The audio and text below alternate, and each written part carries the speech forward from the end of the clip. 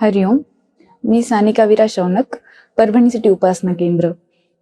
मी तुम्हाला आज बापूंचा मला माझ्या परीक्षेच्या काळातील आलेला एक अनुभव सांगू इच्छिते. त्यावेळी मला चष्मा लागलेला नव्हता.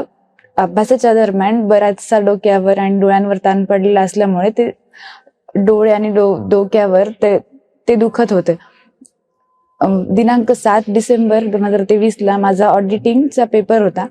त्याच्या आदल्या दिवशी रात्री 11-12 वाजेपर्यंत अभ्यास केल्यामुळे भरपूर डोळ्यांवर ताण पडलेला होता आणि तेव्हा ते लक्षात आलं नाही की हे चष्मा लागण्याच्या आधीच होते. त्या दिवशी सकाळी उठल्यानंतर मी परीक्षेला जाण्यासाठी निघाले.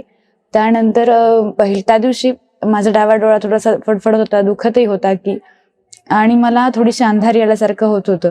मला वाटलं की थोड्या वेळाने राहील. त्याच्यानंतर मग मी तशीच पेपरला गेले आणि पेपरला बसले. पेपर सुरू झाल्यानंतर काही काळातच माझं डोकं प्रचंड दुखायला लागलं, इतकं की मला पेपरच लिहिता येईना. मी विचार करते की अरे मी लिहू कसा, मी पूर्ण अभ्यास करून आले होते, सगळं झालेलं, पण मला ते पेपरच लिहिता येईना.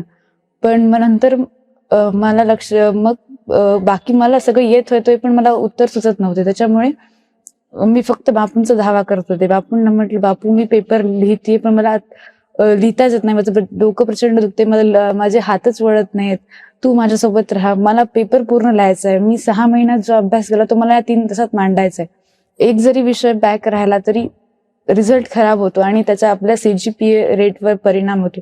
त्यामुळे मी बापूंचा फक्त धावा करत होते. आणि बापूंनी नेहमी सांगितल्याप्रमाणे मी कुठल्याही परीक्षेला जाताना घरी रामोराज म्हणे 3 वेळा म्हणणं आणि तिथे गेल्यावर सुद्धा पेपर सुरू होण्याच्या आधीच बापू तू माझ्यासोबत राहा आणि मी पेपर लिहायला सुरुवात करते, हे मी प्रत्येक पेपरच्या वेळेस म्हणत होते. त्याही दिवशी मी तसंच म्हटलं, घरी रामोराज म्हणे म्हटलं आणि तिथे जाऊन बापूंना विनंती केली होती.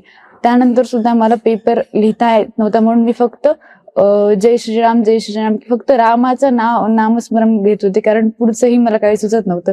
तसंच करत करत मी तो 3 तासाचा पूर्ण पेपर लिहिला. प्रत्येक वेळेस जास्त त्रास झाला की प्रत्येक वेळेस बापूला हाक द्यायची की बापू प्लीज मला पेपर सोडवण्यासाठी मदत कर.